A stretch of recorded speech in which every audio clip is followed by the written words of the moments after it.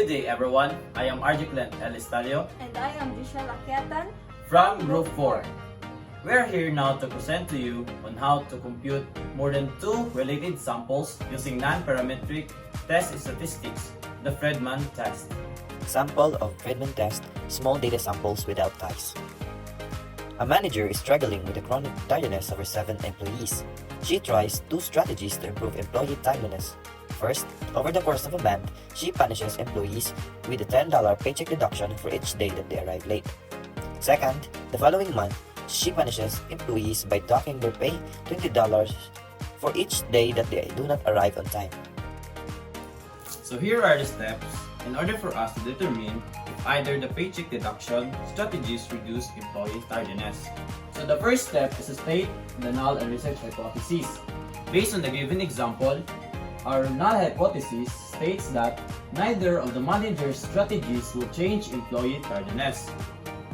So this will be our null hypothesis. And our research hypothesis states that one or both of manager's strategies will reduce employee tardiness. And here will be our research hypothesis. Next is step 2. Set the level of risk or the level of significance associated with the null hypothesis. So the level of risk, also called an alpha, is frequently at 0.05. We will use an alpha of 0.05 in our example. In other words, there is a 95% chance that any observed statistical difference will be real and not due to chance. Our alpha will be 0.05 and it is two-tailed. Step 3. Choose the appropriate test statistics. The data are obtained from 3 dependent or related conditions that report employees' number of monthly tardiness. The 3 samples are small with some violations of our assumptions of normality.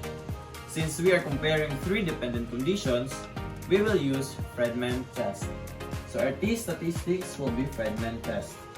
Step 4. Computing the test statistic. Since we are comparing more than 2 dependent samples, we will use the Friedman test.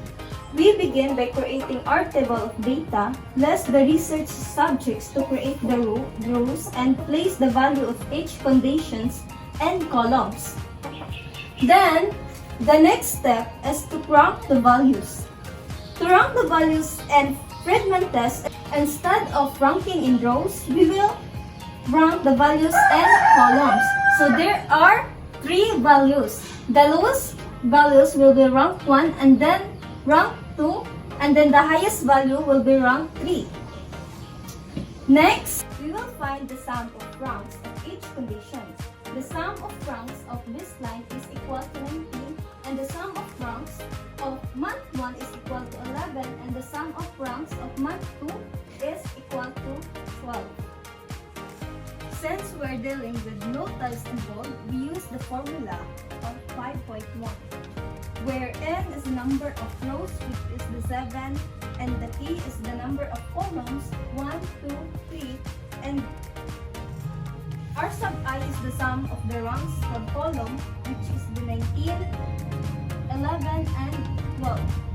We plug the values, then we calculate it. So after our calculation, we obtain the value of if r is equal to 5.429. After obtaining our Friedman test, we will now proceed to the next step. Determine the value needed for rejection of the null hypothesis using the appropriate table of critical values for the particular statistic. So we will be in our step 5. So we will use the table of critical values for the Friedman test, since it includes the number of groups, K, and the number of samples, N, for our data. In this case, we look for critical value for K is equals to 3, N is equals to 7, and A is equals to 0.05. In table B.5, returns a critical value for the Friedman test of 7.14. That will be our critical value. Step 6. Compare the obtained value to the critical value. In our decision rule, obtained value will be greater than or equal to critical value, then we reject the null hypothesis. Since our obtained value is equal to 5.429 and our critical value is equal to 7.14, then we do not reject the null hypothesis. After we compare our obtained value and critical value, and then we have our decision, the next step is to interpret the results.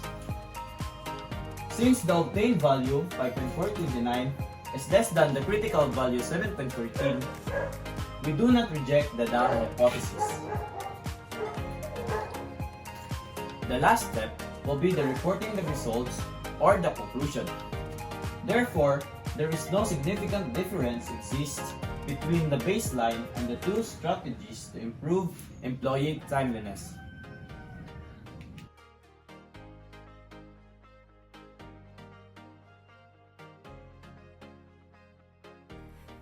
We just show you how to compare more than two related samples using Friedman test manually. This time, we will run the test using SPSS. Once you're in the data editor, you just need to click New and start the steps. Step 1. Define your variables. First, click the Variable View tab at the bottom of your screen. Then, type the names of your variables in the name column.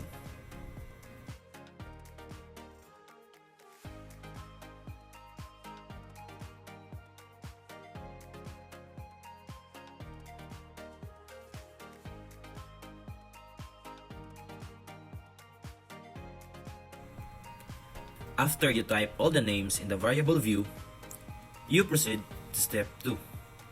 Type in your values. Click the Data View tab at the bottom of your screen and type your data under the variable names.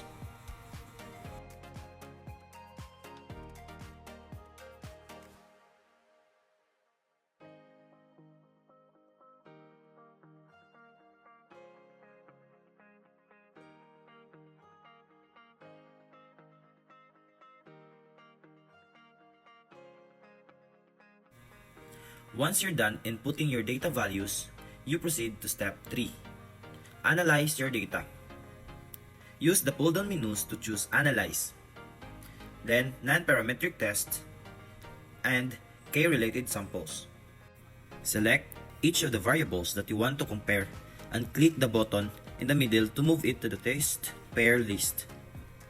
Notice that the Friedman box is checked by default.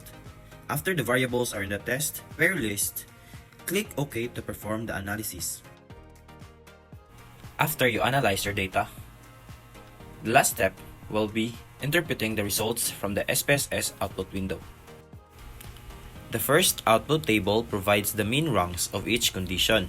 The second output table provides the Friedman test statistics, which is the 10.231.